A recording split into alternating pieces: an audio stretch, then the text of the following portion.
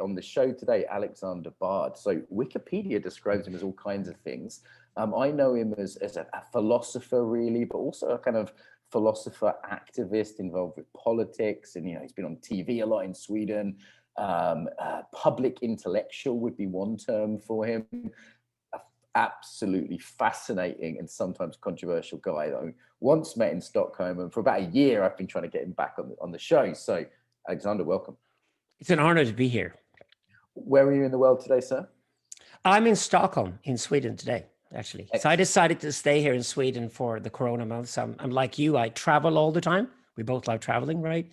But this is my first year in 30 years where I actually spend the winter in Scandinavia, where I normally live. Because I'm one of these guys who will always get a villa in Bali or something for the winter and take my friends with me, and I would go to the tropics and enjoy it.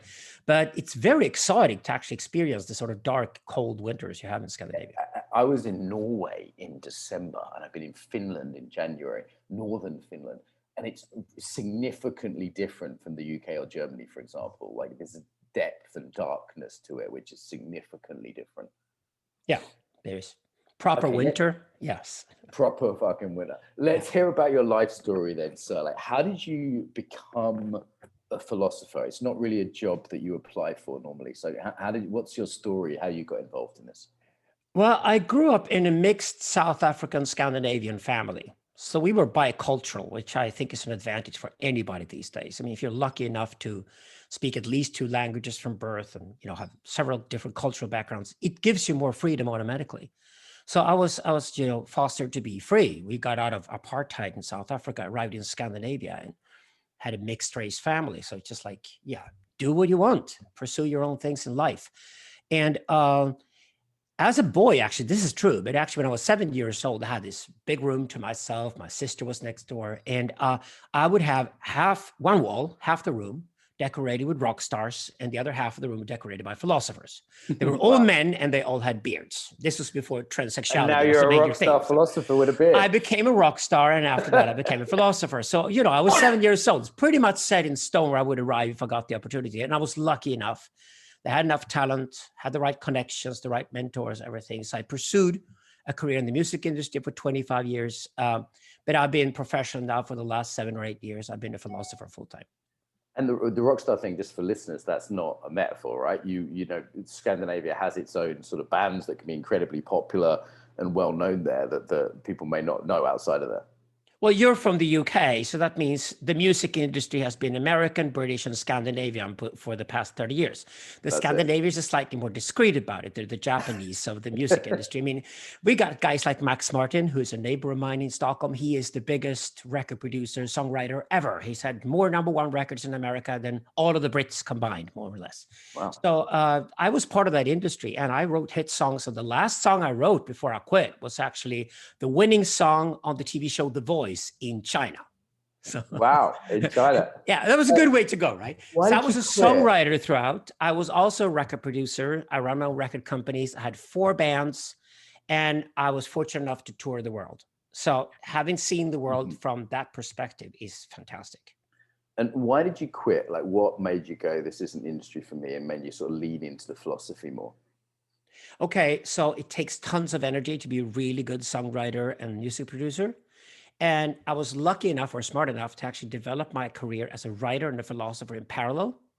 So if I started the music in the mid-1980s, by 1998, I sold my first record company and had fuck off money for the first time in my life. I love the term fuck off money because I love it means, it means you made enough money to take care of yourself and those you love, but you can then say no to anything you don't want. You can say yes to everything you love. And that's the whole point of making money. Making money beyond that is useless. But if you have enough money to have that kind of freedom, that's fantastic. So I did that in 1998. And the first thing I did was that I started working at the Stockholm School of Economics, which is why I ended up in Stockholm. And I started running a digital studies department, essentially, for executive education. This is like, say, if you do management in an organization or corporation, and you're like, you got the last level to kick in before you become a boss. These are the kind of educations you would then attend. And my specialty was digital because I came from the music industry and I was an academic and I loved the internet and its enormous potential. So that led to the first book.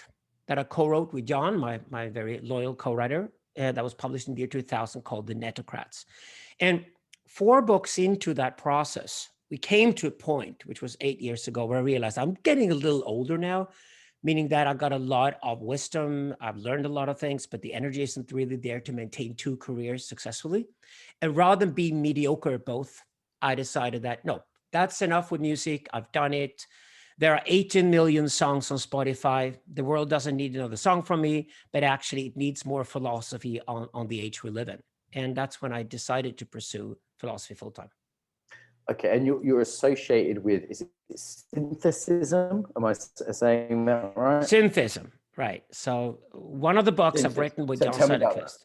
Okay, it's called Synthesism, Creating God in the Internet Age. And it's at first a sort of easy little wordplay when you know these aggressive atheists we have around these days, especially from Britain. They say that God must not exist or whatever. They can't find enough gods to kill, because there are loads of gods to kill if you want to be an atheist. It's a very unthankful task, right? But you come to yeah. Well, the Scandinavians just stopped going to church because they were lazy. That's why they became atheists. They were pagan all along, and they still are.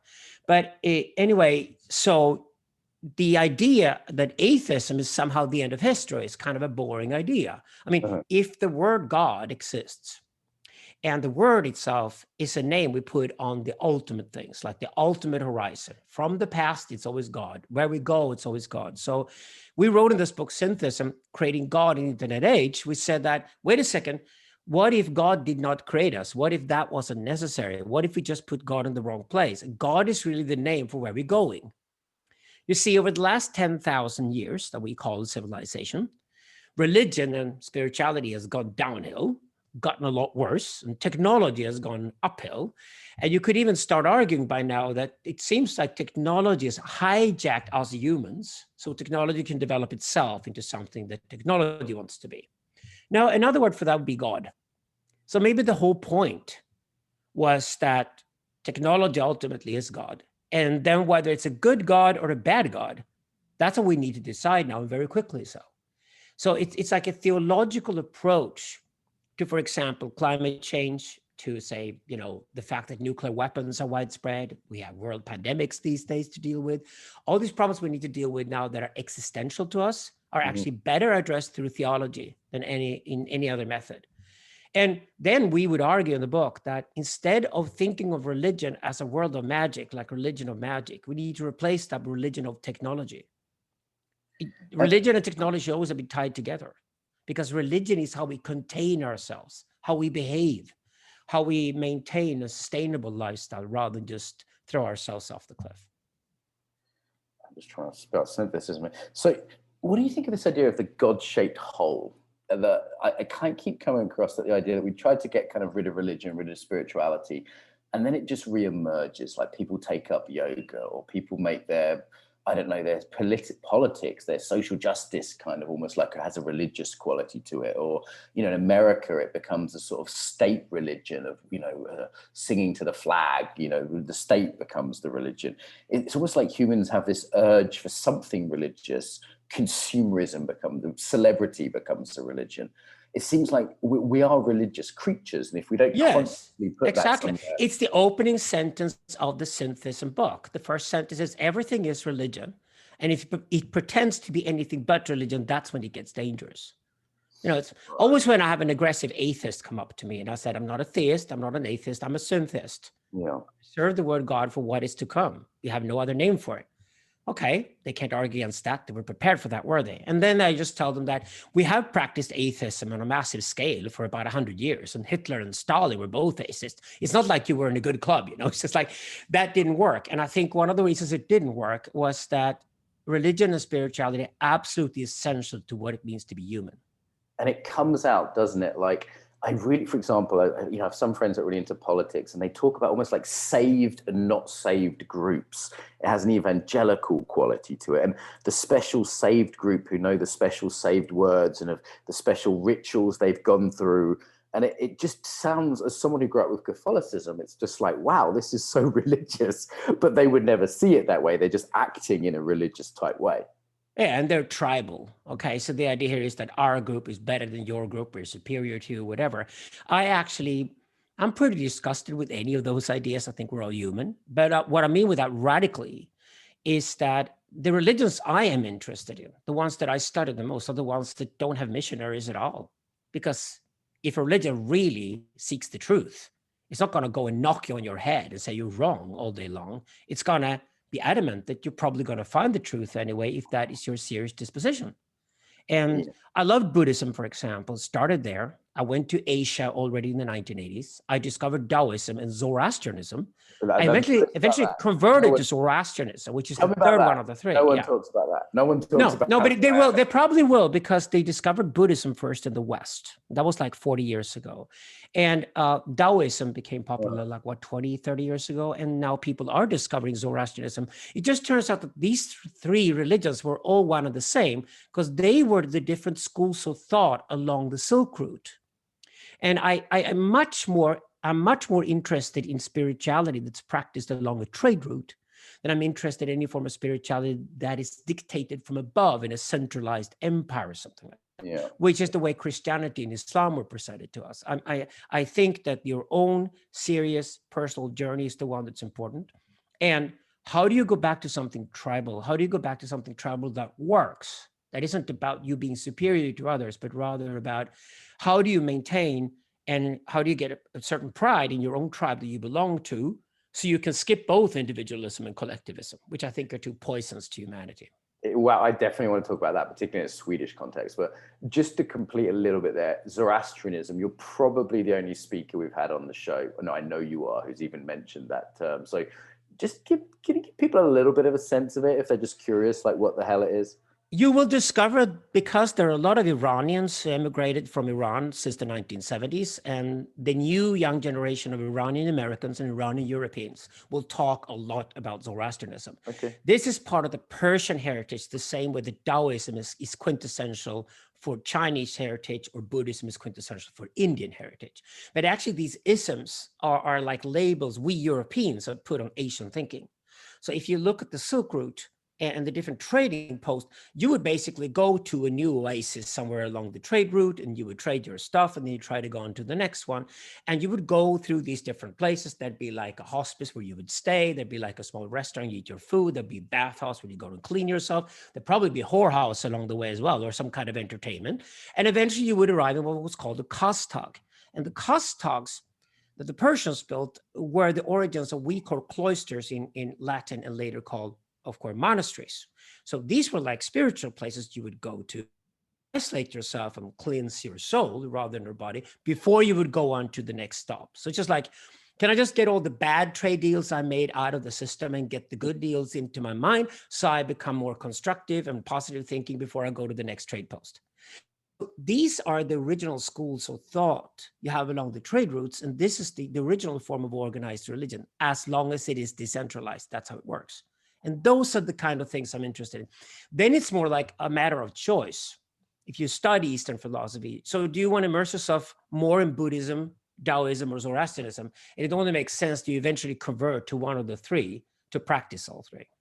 Mm-hmm. Interesting. So my background's been mostly in Buddhism with some Taoist influence, and obviously I like Freddie Mercury, so Zoroastrian, he was from a Zoroastrian family as far as I can tell, so it only has an entirely good connotation for me so far. His name was actually Farrokh Bulsara. So the first time I hanged out with Zoroastrians in London, and these were Parsis from India. They're a small group of people from India who are incredibly successful in everything they do. They more or less own half of India, right? So the Parsis had a dinner in London. I was invited because I was scholar of the religion, and I'd also converted. And I asked about Freddie Mercury, and they didn't know what I was talking about. All I know, Freddie had lived most of his life in London. He lived in Munich partly. He was born in Tanzania, but he was a Parsi. And we're sitting there talking, and then suddenly one of the older gentlemen just said, "Oh, Freddie Mercury, you mean Farrokh Bulsara, the son from the Bulsara family?" And they said, and everybody said, "Oh, him. Yeah, he donated half his fortune to our community. So we're like wealthy, like forever because of him." So it turned out that they all knew who Freddie Mercury was, certainly so. There we go. Okay, so you talked about individualism, collectivism. This is, people might not know some of the terminology, but this is behind a lot of what's going on right now in the world. is almost this war between, do we identify as our social groups, do we identify as an individual? Also within the Scandinavian context, I saw a video, I think it was from one of the Scandinavian airlines, saying nothing is truly Scandinavian. There's no such thing as Scandinavia.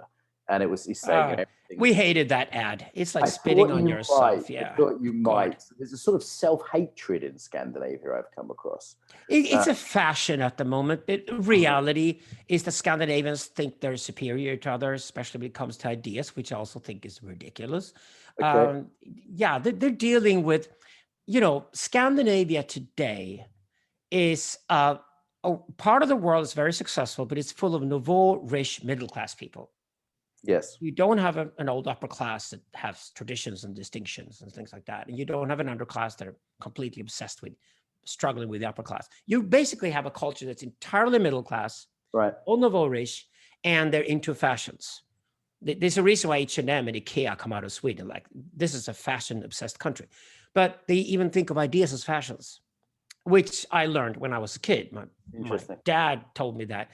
You have to remember that the Swedes, they change opinions as often as they change underwear. It doesn't mean that much, and you can actually use it to your own advantage.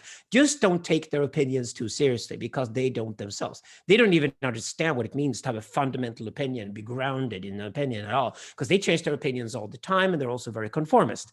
And that's something I discovered with Scandinavians. Very conformist. I found that. I found shockingly so. Yes. Yeah. Which, for good or bad, is fascinating. Yeah. But it can also be very boring. So it's one of the things you got to live with if you decide to live in Scandinavia. It's like, okay, you got to fight this conformism constantly. But on the other hand, you can change people's minds in this part of the world. And that's partly what I try to do in my work. It's almost sometimes Scandinavia is presented as this sort of socialist utopia where everything works really well and everything's fair and everybody has healthcare. Like, a lot of Americans, for example, would point to Denmark or Sweden or Finland as sort of how things should be in the whole world. And I've become a little bit skeptical of that idea. Yeah, it's kind of boring that it's all nouveau rich middle class, because that's why it's so conformist. It is the fact that people do come from very similar backgrounds, and they were all urbanized simultaneously. There are small differences between the different countries, and they try to highlight those as well.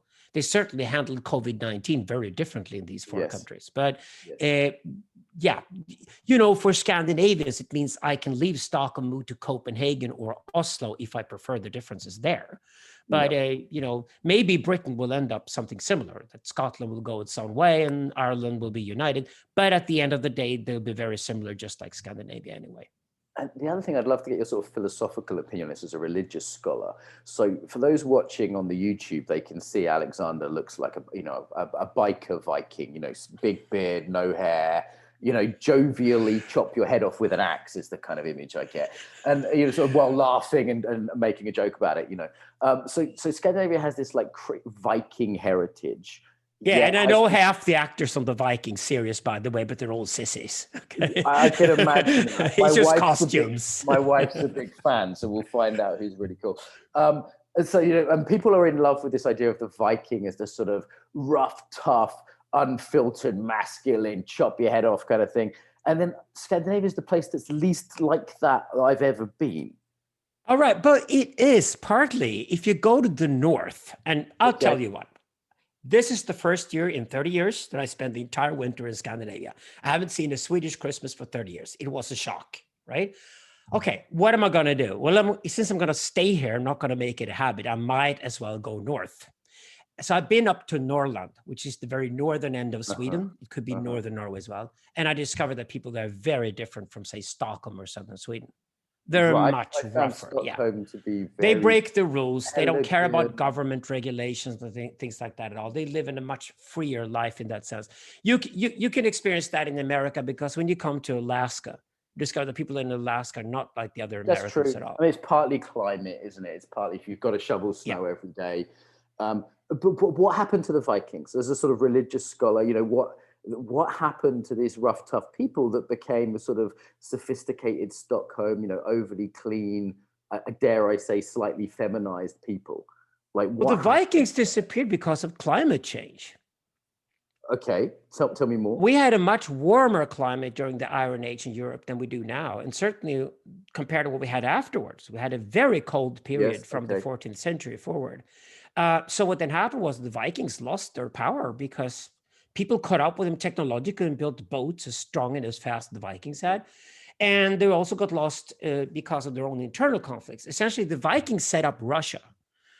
Russia has Viking origins, but the Vikings who went from Sweden and Finland, who went east and then colonized Russia and created the first Russian states, eventually became decoupled from the rest of Scandinavia. They were called Ruriks. And they ruled Russia for the first 400 years. Russia was its own nation. And eventually they took on the Mongols. And then, of course, they mixed up with the Mongols and the other Slavs in Russia and became Russians. But the same thing happened apparently with the Danish and the Norwegian Vikings. They went north and they went west and they went certainly south. They went all the way down to Sicily. They, of course, colonized Normandy. And if you come from Britain or the UK, then certainly you have a lot of mixed blood, mixed ancestry with the Scandinavians. So Viking kings. They were also dissolved in that sense, but the Vikings disappeared.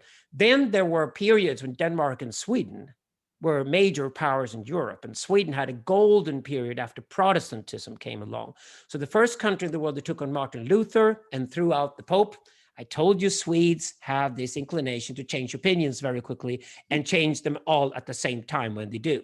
So they switched instantly overnight from Catholicism to Protestantism, of course, took possession of all the rich monasteries and churches that the Catholic Church owned. The Swedish state was suddenly the most powerful in Europe, had tons of money, and did what? Went to war, conquered the entire Baltic Sea, most of Germany, and went to the 30 Years' War of Europe. So Sweden had another golden period. Then it sort of disseminated again and became smaller. And what we eventually ended up was the Scandinavian model of smaller nation states with close collaboration, but independent from one another. And I think this is the model that slowly Britain will go towards as well once you get rid of the idea that you're still an empire. Because it makes sense in a modern sense. It's like the Baltic countries. The most wonderful countries in the world to work in. The three of them, they're all small. I like them a lot. Estonia, Lithuania, Latvia. But you can travel in between them. But, you know, at the end of the day, if you want to get something done, go to a country like Estonia, because there's only 1 million people there. You can get it done within 2 weeks and see change. You can meet the right person, get it sorted. Listen, let's talk. I just want to change track slightly here. Let's talk a little bit about the body. Obviously, this is the Embodiment podcast, much as I find this interesting. Do you have a particular philosophical take on the body? Do you think any of the traditions that you've studied bring something new to that?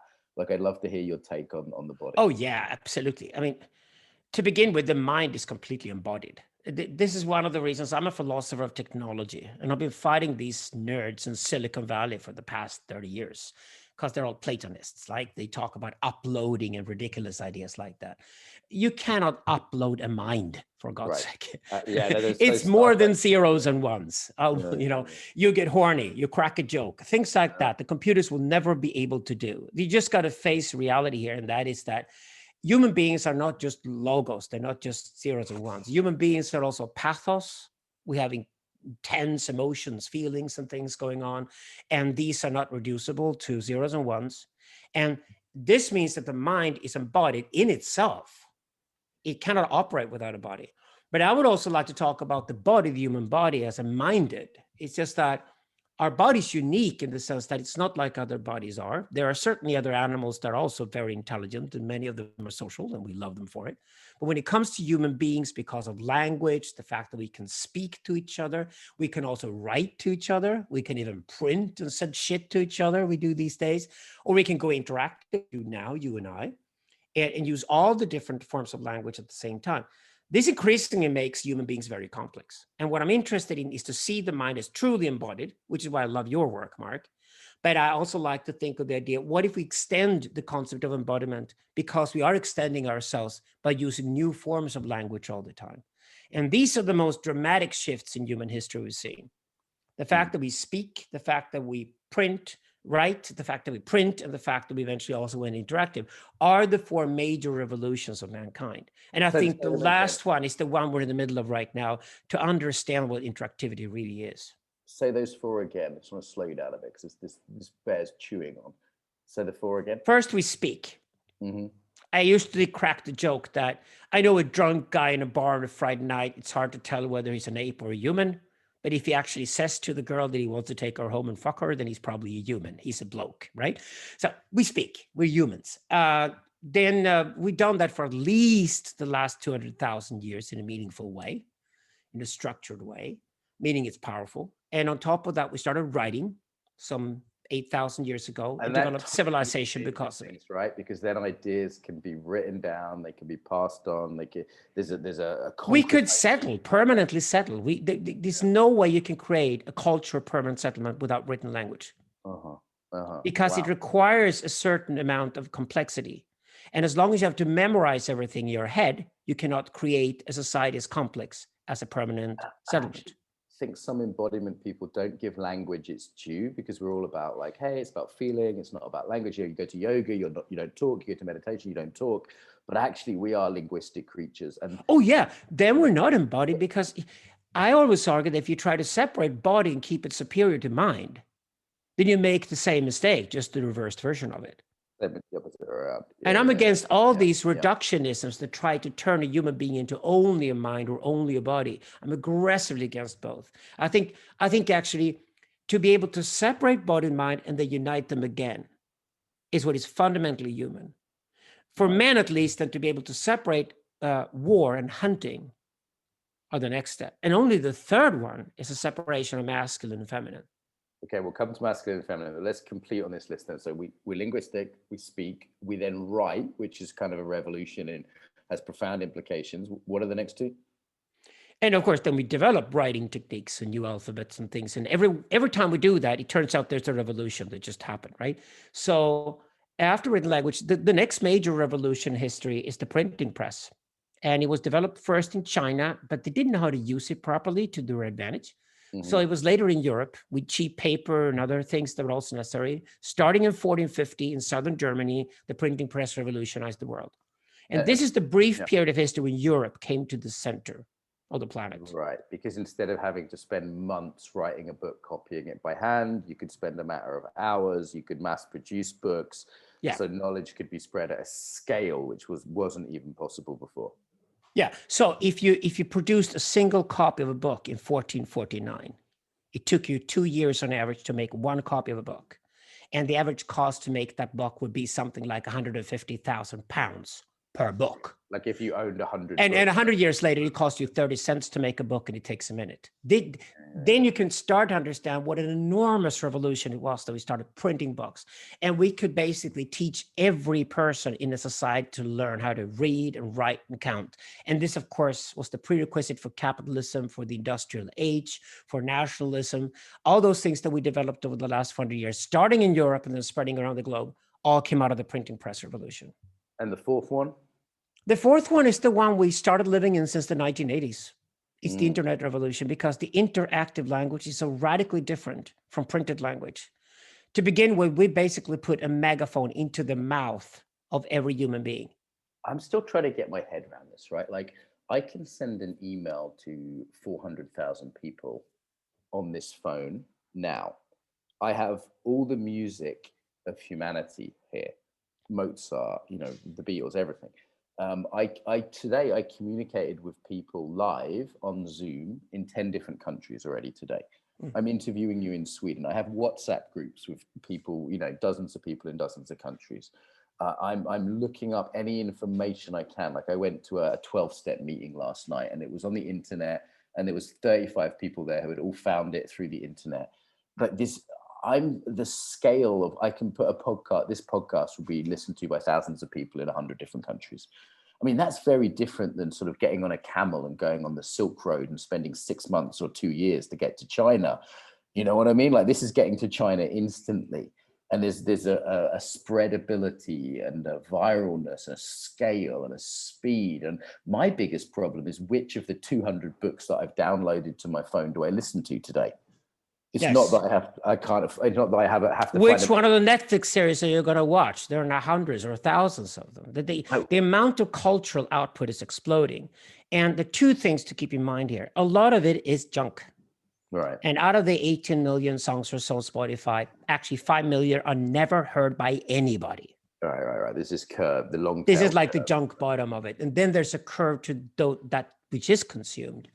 And but I would say it also means you kill the talk, because we used to live in a very centralized world. You'd have a capital Politics would be a central organization. Academia would be centrally organized. So knowledge will be centrally organized. A mass media would be like a few newspapers would print the truth. And this is how things are actually operating. And they would pretend they'd be a little different opinions in between them. But basically, they had the same ideology too. So we lived in a very centralized world after the printing press. And what scares the shit out of us with interactivity is that we now live in a completely decentralized world. There are a lot of Mark Walshes out there who find a subcultural tribal audience of a few hundred or thousands people who follow what they do. And they tend, like you do, to interact with that community. That is the future. But it's very tribal. It's based on what we call digital subcultures, subcultural. Yes. And that's where you find your new home in this new world. And it can be global. I'll give you an example. I had COVID-19 early on. I was really sick in March and April. And I went to see a doctor, just to get on the medical care. My doctor sent me home and said, listen, you're bright and smart. Why don't you go online? That will be much more helpful to you than to talk to me. Wow. And within a couple of days, I networked with thousands of men of my own age group and discovered they were not dying, but they got a really bad version of the disease. Yeah. And we started helping each other. Like, what do you do if you have a fever in the morning? What do you do if you don't have a fever in the morning? What signs are you going to look out for? What is dangerous? When do you really have to go to the hospital? And when can you actually maintain this at home on your own? And the sense of community that was just spontaneously created by men my own age who were online was fantastic. Unheard of before the internet. So these things are the great things with the internet. But the problem with the internet is that the narrative is completely fucked up because we're trying to keep the sort of old narratives of centralization going when in reality, everything operates towards decentralization. Even the big tech companies are trying to make us think in a centralized manner, and they're all going to fail. We're all leaving Facebook at the moment because we didn't want Facebook to dictate how we should live our lives. But they tried to. They even tried to make us addicted to it. And the YouTube algorithm, which is telling me what I should watch. And I was like, the whole point is that I don't want this dictated. Like, no, if it was your algorithm, that would be fantastic. If it really was a free and open algorithm, the way Google search was 10 years ago, that was great.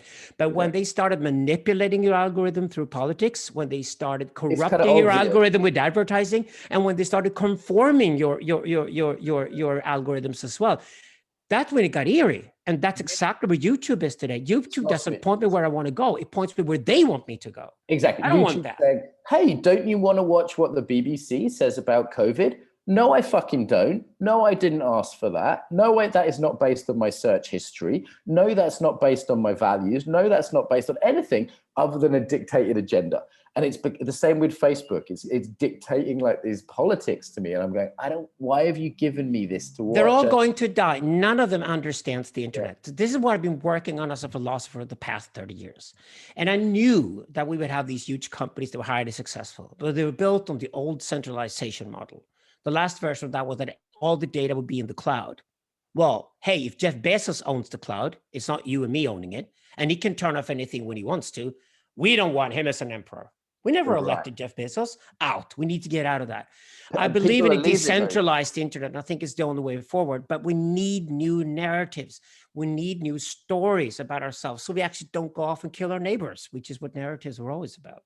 What are you, this killing our neighbors, divisiveness that seems to have happened in the internet age, this increasing polarity, tribalism in a kind of new way, echo chambers. What do you have to say about that? Because it's like, it seems like that's got to a point now. And I guess the other related thing is we have a crisis of trust. So my friends at Rebel Wisdom talk, there's a great YouTube channel I really enjoy. They talk about... yeah, I know them well too, yes. Yeah, the sort of crisis of meaning, the crisis of sense making, they call it. Like, who do we believe? Let's take an issue like COVID or an issue like, the American election. Because there's not a centralized narrative. Like in the past, everyone just believed the BBC and Channel 4 was of mine. ITV was a slight variation of that. It wasn't very different. Now, me and my wife are talking last night and we're saying, well, how's COVID in the UK? She's like, well, which news are you watching? And, she's sending me a news channel. There's another news channel. We don't know where to start with who to trust because it's decentralized. Yeah, but my dad gave me 5 newspapers in the morning when I was 6 years old. As soon as I started reading, he gave me 5 newspapers every morning. He said, read 5, then make up your mind. And I think it's the only way to pursue truth is actually to put different opinions against one another. And you need the entire spectrum. There would be a communist newspaper there, and there'd be one from the Pentecostal Christians. Okay. So that would be the extremes, right? But that's how I learned to pursue the truth, was that you got to go through the different against each other. So for example, the way it should work, or maybe does work with people who figure it out, is that we want the free and open algorithm, but we want it with a little twist. So you and I, for example, we trust the thousands of people who engage in this conversation with you and me right now more than we trust the BBC. Yeah. The very people that we are aligned with, the larger families, the larger sort of digital clans and tribes that we create today, are where we find trust, because we know the thousands of people will probably not be wrong, especially when they're engaged with the world and enthusiastic about being embodied and, you know, pursue truth anyway. But on top of that, what we need is not the ad that we Google search. We need a little bottom that says Antagony. It's a beautiful old Greek word that I use all the time, antagonia, meaning that what if you just got the opinion from the exact opposite of where you think you're going? What if you got the opinion that's the most uncomfortable opinion to hear? Because that would force you to rethink your position and either deepen it or actually just admit you were wrong. And that is what I think clever people are looking for today. I think the 2010s was all about the echo chambers. And I think they're over. And I think anybody with their smart mind today do not want to stay in an environment where they get their own view emphasized and re-emphasized all the time. We are dying to find opinions that differs from ours, because otherwise we're stupid. And for kids, you can explain this to a 19-year-old in a couple of minutes and they get it. I said, if you want to be netocratic, as we call it, if you want to be highly successful in the future in the digital world, then go and find an opinion that's different from your own. Okay. So look for it actively. And I think a good algorithm today would occasionally throw in that in your Spotify playlist to be the song you were not expected to like. So what do you think of this? That is being thrown in there to almost disturb you. And you eventually discover that a few of these things that are thrown in there as anomalies into your worldview are actually really good for you. Oh shit, I got into country music. I wasn't expecting that. Oh my God, now I'm re-owning my family values, you know, blah, blah, blah. Yeah, there's this, I've had experiences like that for sure. And I think travel's good for that, throwing things in the mix, you know, also being in, for me, there's something about being in multiple communities. So for example, I'm in the embodiment community, right? But I'm also in the science fiction community online. So I hear like people talking about Warhammer 40,000 is just stuff I'm never going to hear in the embodiment world. I'm also into the World War II military community. I'm into the addiction recovery community, who are very different than the normal yoga people. And that's a fascinating community because it's very global, actually. It's globalized, it's decentralized, it's anarchist. We used that community, the addiction community. We used that for when we wrote the synthesism book, because we understood that a lot of contemporary, really functional spirituality came out of that very scene. And it's by knowing people who indirectly were immersed in that scene that I got to know about it and got so fascinated. So there you go. Your subcultural belonging is a lot stronger and gets better if you also do not share subcultures with your friends.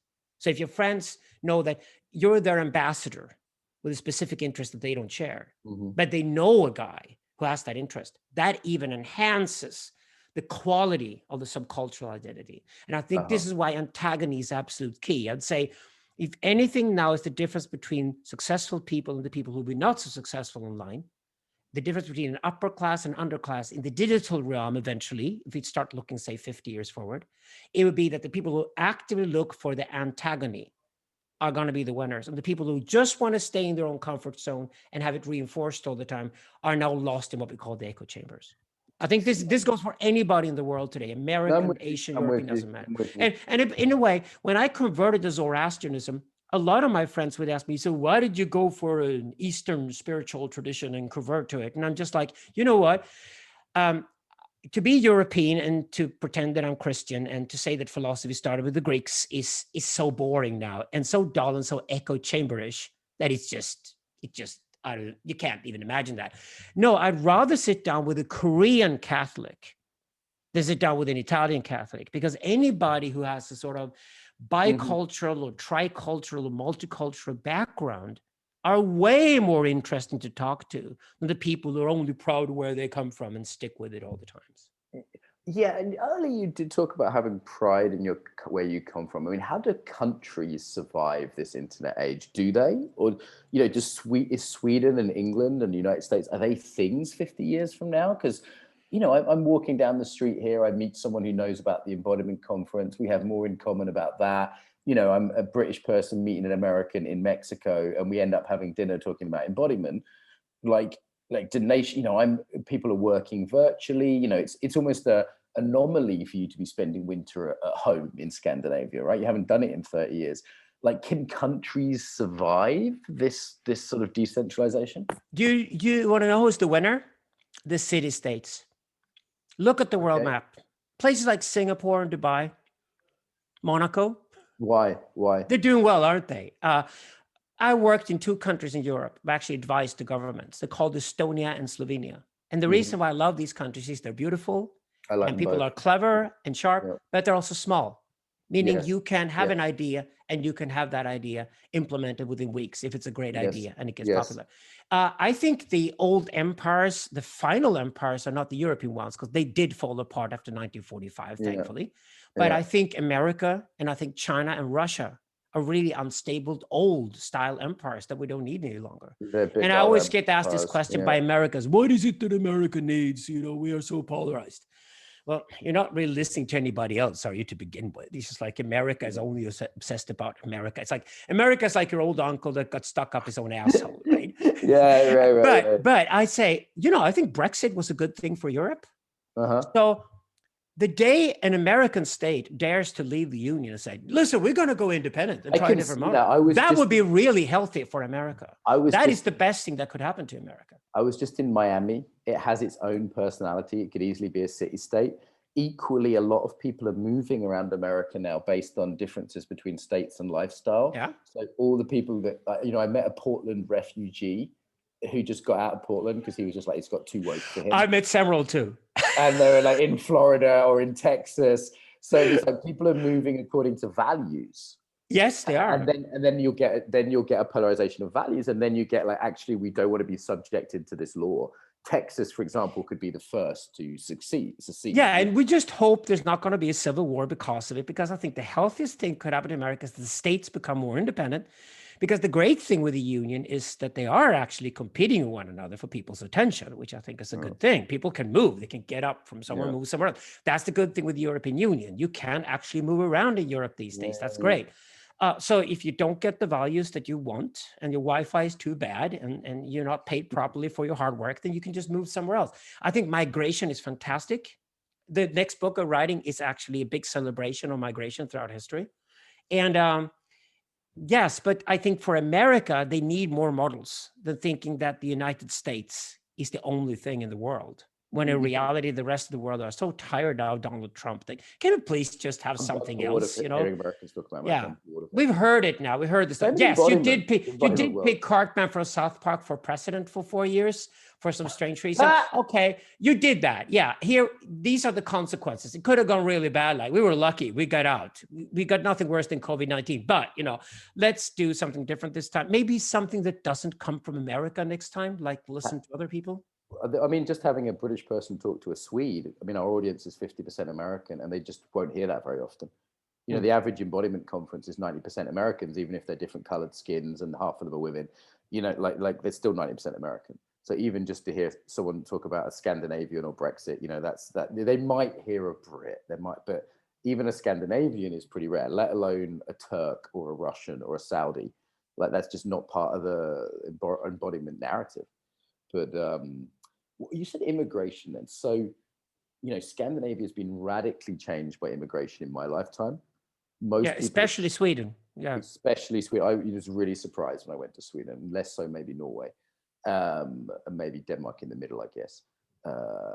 You know, I'm now in Mexico. I'm a digital nomad. It makes me puke a bit to think about it, but I am. You know, you've spent all the last winters abroad, so we've sort of seen both sides. It's, you know, from an immigrant family. So, I mean, how does this moving, I mean, people have always moved around, right? Like the Silk Road and whatever, Romans, you know, but this is a new level of moving around. Yeah, I mean, we were migrating all the time. We were nomads originally. So we were practicing nomadology. The original religion is that everything returns to the same. It's all the same because we're walking all the time. We have to be on the move to survive. Then we started permanently settled some 8,000 years ago. And eventually that became a model that became the pervasive model around the world. But we're back to nomadic life again. But this time around, we're voluntarily choosing it. And we call it global nomadism. I think John Sedgwick and I actually came up with the term the global nomad in the late 1990s, and it sort of stuck. Yeah, you and I are both global nomads, right? But it's now the sort of digitally savvy upper classes that are moving all the time. And it's ironically enough, the people that are left behind that seem to get stuck in a place and want to defend it at all times, you know, the somewheres and the anywheres and the everywhere. And the rich. So think about it. It's the guy in Afghanistan who wants a better life, so he comes to London to get a job, right? Yeah. It's the very poor, and it's the middle class digital nomads. It's the people in the middle who just have a normal job in the supermarket who don't move, right? Like the very poor are moving around the world like never before. Like levels of immigration from the UK from, you know, very poor countries are huge, as, you know, Sweden, war refugees, Syrians, you know, people that have had very hard lives, as are the Swedes who are moving out of Sweden to go live in Thailand to work on the internet. But it's the sort of middle that stays put at the moment. Yes, it is. The terms used for that are anywheres and somewheres and everywheres. You know, you hear about anywheres and somewheres, and there's a conflict between them. I would say there's also a category like you and I that I call the everywheres, where it's just like, I don't care really if you're in Sweden or Mexico, but it's kind of fun just to pay attention to that detail. But for our conversation, it doesn't matter at all. No, I could be doing this podcast from Miami or the Caribbean or England, which is or Turkey. There's in the last 2 months, I've been in those 5 countries. Yeah. Right. And I'm just, as long as it's Wi-Fi, I'm fine. You know, like that's interestingly, when I talk to my PA organizes my travel, and one of the first questions I ask is, how's the Wi-Fi? Because like, that's actually the most important thing. It's not whether there's a washing machine here because I can get the laundry done. It's not, you know, it's not how close it is to restaurants because I know there'll be food somewhere. And the second question is electricity plug standards. You know, you can plug in your machines or not. So don't worry about that. But I've got those international ones that does all sort of the 4 major ones. So it's funny that's become my primary question is how's the Wi-Fi? You know, we even have deals where we say to the Airbnb, if the Wi-Fi is not good, I want a full refund by the first day because I have to then find another accommodation. That's the only thing we do that on. And I think that's indicative, you know. But and it's the first question everyone who works in a cafe gets asked now. You know, when you go into a cafe or a bar, that you go, hey, can I have a soda water? And then they almost give you the card that has the Wi-Fi code on. They're like rolling their eyes because they've been asked that question so many times. Yeah, just get rid of the password. It saves you a lot of time. It saves the poor guy who works in the cafe a lot of trouble. Okay, we have to talk about sex and gender. So before we finish here, you know, you've said a lot about this. I know you've been controversial around this. I just read that you were a sex worker at one point, or at least in part, in Amsterdam. Like, how does everything you're saying relate to sex and gender? Oh, okay. As a philosopher, I work with something that's called archetypology. And archetypology is way more important to us than psychology is. People go to see a psychotherapist, but you're all being treated the same, which I think is a terrible mistake. Human beings are very different from one another. Gender is just one of the differences. There are so many different types of men and women and everything in between. It's unbelievable. And instead of looking at the richness of that and start from there, we have these standards. And they've gone up completely absurd because it's either you're a man or a woman, and then you're a man or woman through decision, and then you're a woman because you're born that way. You can't do anything about it. This has gone completely absurd because we can't deal with archetypes. We can't deal with difference between one another. And we have to go back to that. So we're working with something we call tribal mapping. And this is how we've done it. We worked on it for 20 years. It's deep anthropology. So we go to Canada and live with the Inuits. We go to Brazil and live with the Shikibos in the jungle. We go to New Guinea, but we also go to urban populations, say in China or France, and we certainly check data online, how people live, to compare different populations. And what we've done in this work is that we discovered we see the same map everywhere because all these people were the same. All humans were the same until at least maximum 30,000 years ago.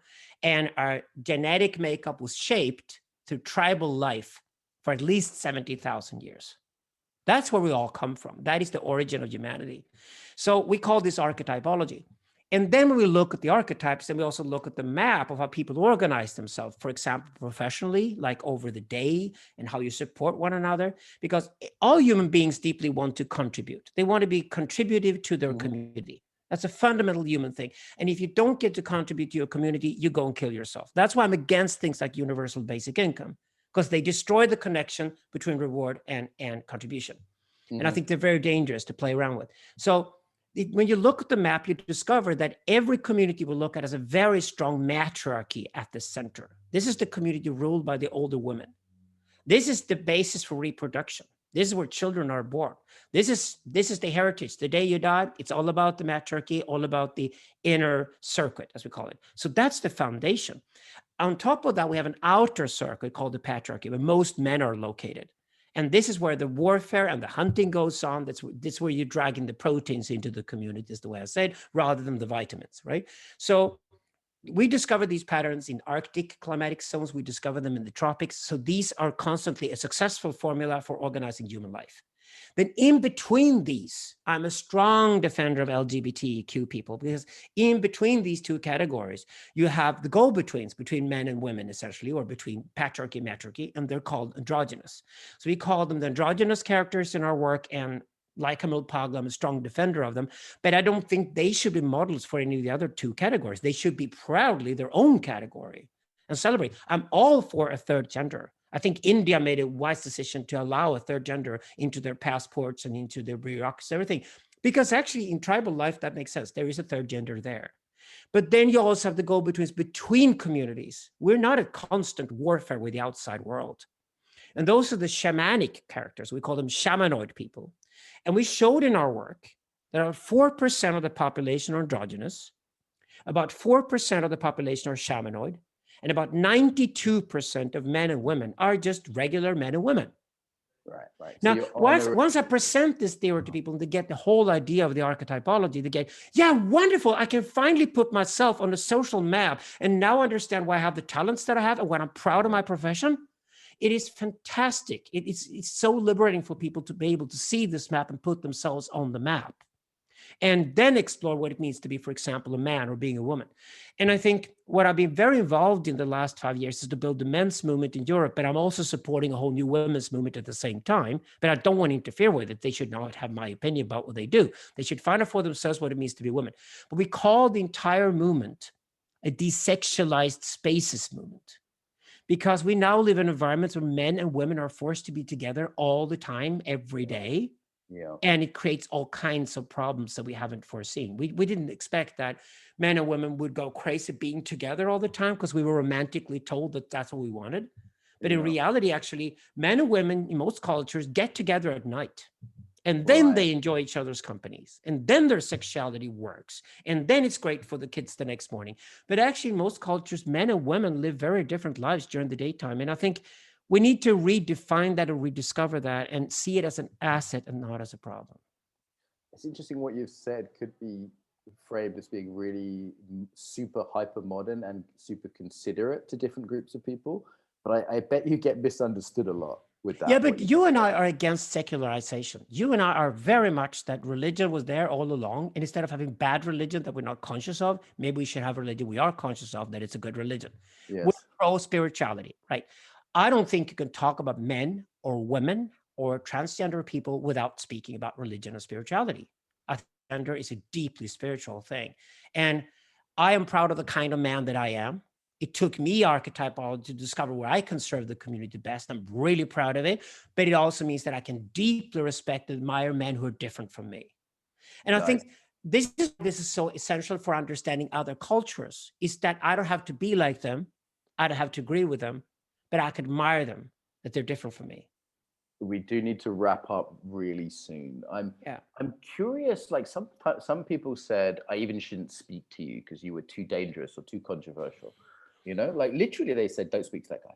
And I couldn't find anything that seemed that bad. You're clearly not some kind of Nazi or something. So I was kind of like, I don't get why I was told that by a couple of people. I think it's because I often use a rough language, but I do it on purpose, because I think that anybody who says, don't talk to that guy, and they have no argument for it. The only thing they can say is that his tonality is wrong, his etiquette is wrong, all that. I hate that. So I much rather be sort of a working class bloke who has a rough language and uses all the wrong words on purpose and to provoke people, then I would be this guy who plays with the game that tonality and etiquette are actually okay. Because I think the people who are obsessed with tonality and etiquette are very superficial. That's interesting. The tonality. They don't go to the depth of what it means to be think human that's at why all. I piss a lot of people off. It's sometimes more about the tonality than what I'm saying. It's like, Yeah, but watch out for that, because when you should call people out, it's precisely when they fall into the trap of accusing you using the wrong tone or not being able to follow the right etiquette. And especially with the UK, I love England. I worked there for 30 years in the music industry, but England is a country that's obsessed with social coding. And a lot of English people don't realize how tiresome that can be for a foreigner when you talk to English. I get what you're saying. The American kind of political scene is also more about etiquette and social coding. Oh, and so is the Scandinavian scene too. So this whole social justice warrior thing has been a lot about tonality and etiquette, but it hasn't been about the profound changes that we really need in society. Yeah, it's a form of middle class oppression as well. Yes, of course it is. Yeah, it's like you didn't go to the right finishing school. Anyway, listen, we need to wrap up. So where do people find you on the internet? Your books, just like briefly, where's the place to go to find your stuff? Okay, you can find Alexander Bard's books on Amazon if you're interested. Synthesism and Digital Libido are the last two, and we're working on our sixth book at the moment.